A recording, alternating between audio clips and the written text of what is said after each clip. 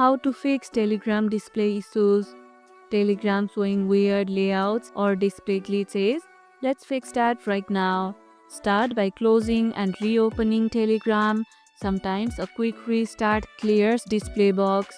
Clear Telegram's cache by going to your mobile settings. Sometimes this can remove corrupted display data. Make sure your Telegram app and your phone's operating system are up to date, as outdated software can cause display problems. Try changing the chat theme or font size in settings to reset display rendering. Restart your phone to refresh graphic drivers and system resources. If the issue persists, reinstall Telegram to reset display configurations. If you use any third-party Telegram modes, switch back to the official app as modes can cause display errors. Seen any funky Telegram layouts? Share it in the comments below. And if this video helped, hit the like button, share it, subscribe and leave a comment.